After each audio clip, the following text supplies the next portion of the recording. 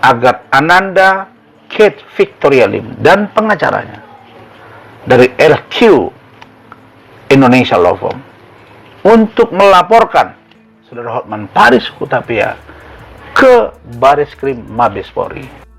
Keputusan Kate Victoria Lim melaporkan Hotman Paris ke Bareskrim Polri menjadi sorotan sebab Putri Alvin Lim ini dinilai sangat berani. Selain itu, keberadaan Rasman Nasution yang turut datang memberikan support juga menjadi sorotan. Banyak yang mempertanyakan kapasitas Rasman Nasution, sebab Rasman kerap berseteru dengan Hotman Paris dan pernah saling laporkan ke pihak berwajib.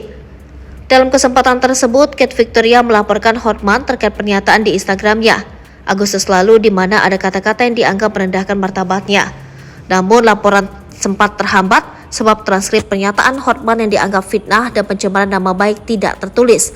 Laporan ditolak alasannya karena tidak masuk unsur pidana dari surat keputusan bersama. Mereka bilang bahwa ditolak karena dia, Hotman, tidak menyebut identitas nama lengkap saya, tidak menyebut Kate Victoria Lim, yang disebut hanya Putri Alvin Lim, tutur Kate seperti dilansir Sriwijaya Post. Kate yang didampingi pengacara Rasman Arif Nasution dan kuasa hukum dari LQ Indonesia Law Firm berdebat dengan petugas.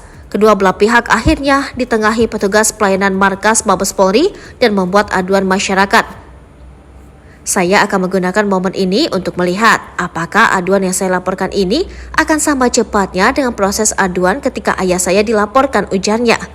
Sementara Rasman mempertanyakan kapasitas Hotman yang tiba-tiba mengomentari Kate, sebab tak memiliki legal standing atau dasar ikut berbicara mengenai pembelaan Kate terhadap ayahnya.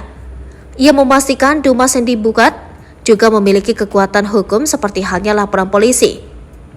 Jujur ya, saya berusaha meyakinkan mereka hampir 1 jam bahwa untuk laporan polisi tidak mesti melakukan laporan, bahwa Dumas pun sama kekuatannya, ujarnya.